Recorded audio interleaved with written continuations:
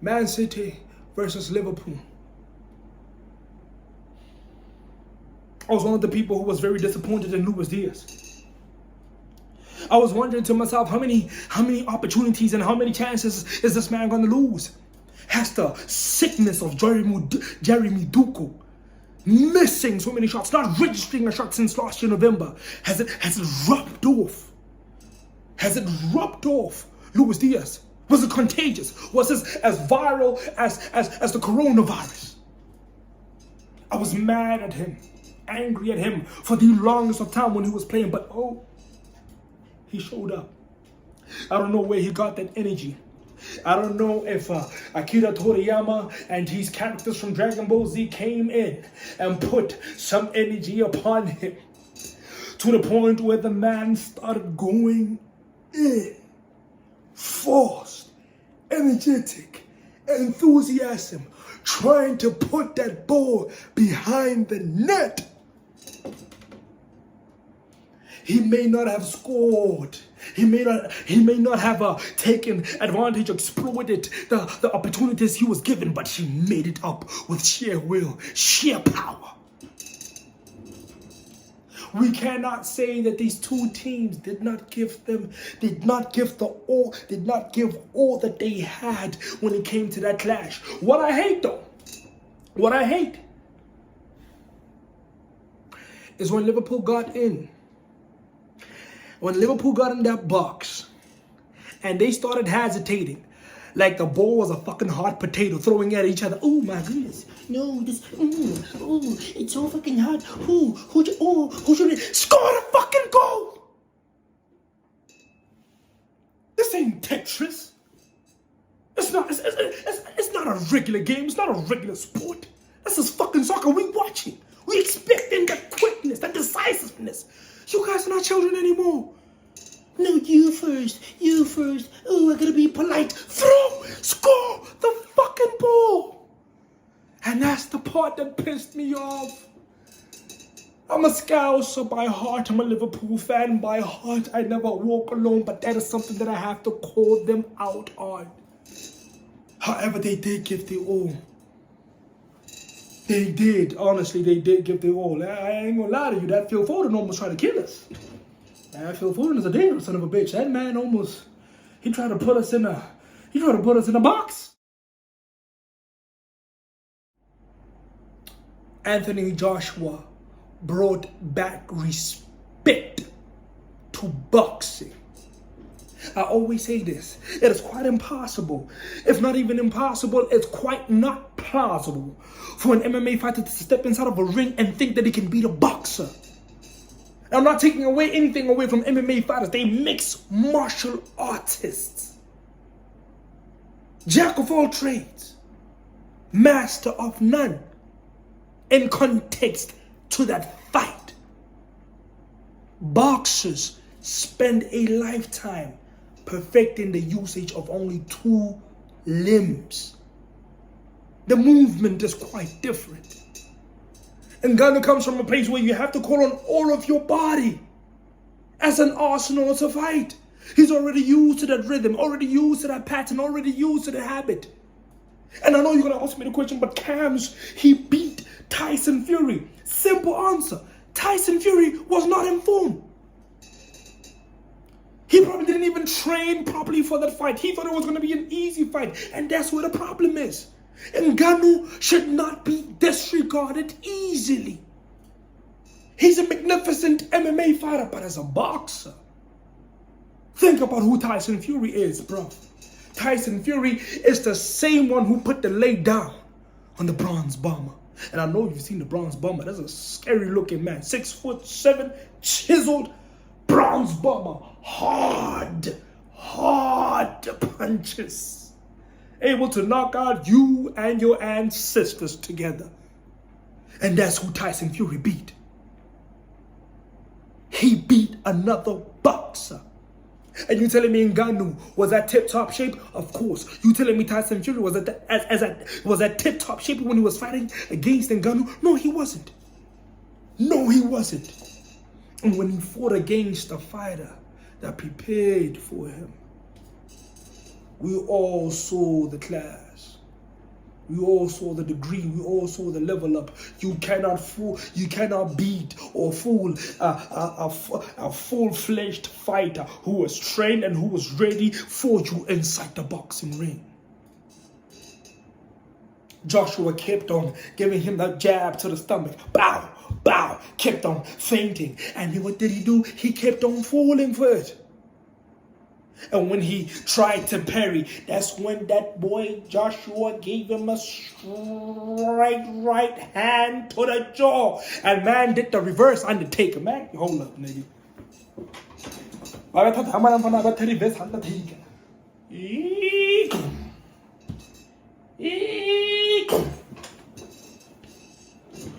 Now, I'm not saying anything against the MMA fighters because I understand as well, if you take a boxer and you put him in the octagon, it's not going to work out for the boxer. But the fact that these MMA fighters are so pompous to think they're going to step in the ring and they're going to own it, bruv, you need to take a step back. You need to take a step back. Them two limbs, the perfection of the two limbs will lay you down. Remember, even when Conor McGregor fought Mayweather, and when Mayweather was in the clutch and he was a bit down, what did Conor McGregor do? He went back, he reverted back to the hammer fists. Because they're not used to using two limbs alone.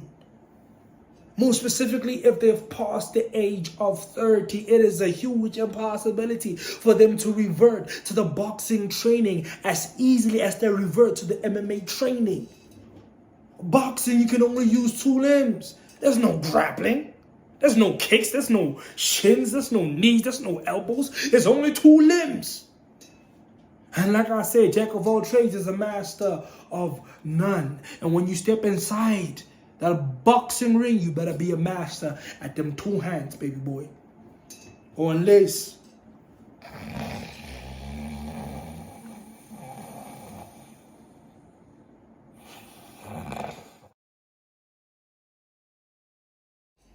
the Sugar Show. I said the Sugar Show will be wiped out. Yes, indeed. I did say that Vera has evolved and progressed as a fighter over the last 4 years. I did put money on Vera because I thought Vera was going to knock out Sugar Show yet again. I thought the type 1, type 2 diabetes will be done with, as Dr. Sevi said, but no, I was wrong. And as a man, that's all I can do, admit I was wrong. But now here's the question that I need to ask. Was that first fight a fluke? Because this was a masterclass. What the Sugar Show gave us was a fucking masterclass. From the beginning till the end. Even though it was unanimous, it was magnificently beautiful. It was like eating cake on a beach, sunset, while being fed grapes by Nicki Minaj in there. I said, I'm going to tell my life in Yakacho. How about I'm Namuruta? Then listen, the Neburu never moved or name for no one got on the left leg over Taka chip. I got a gamo over Taka and Wahab. That man was creating awkward angles. Vera didn't have an Vera was just like Sway when Kanye West came through. He didn't have the answers. It wasn't Ralph though. Man was giving him a proper lesson, schooling him, giving him homework, correcting his homework, giving him an exam, and then giving him an ass whooping after the exam. I don't understand. I didn't think it would be like that. At least they had to muddle the line between a draw and a win, but it didn't happen like that. That Sugar Show, that colorful man. And I did say, one thing I did say though, is don't be fooled by the pretty hair, the pink Lamborghini, the mansions.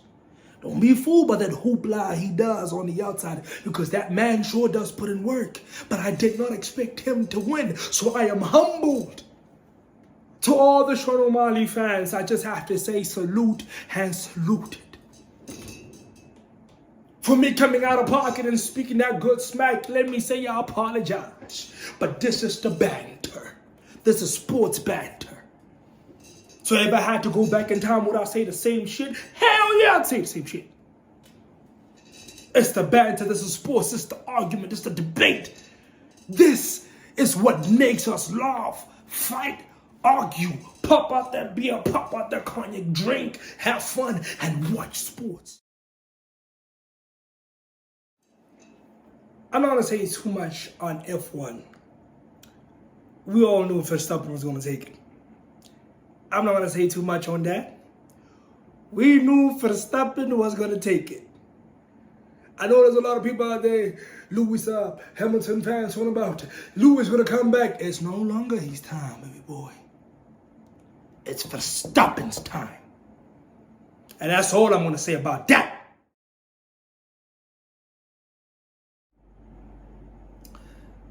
I like to say rest in power to Akira Toriyama. That man gave us a fruitful childhood. He taught us the true essence of being a warrior. I remember there was a time I was looking at a meme, and at the centerpiece of this meme, it was Vegeta.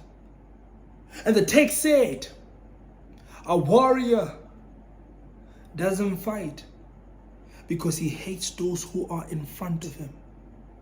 A warrior fights because he loves those who are behind him.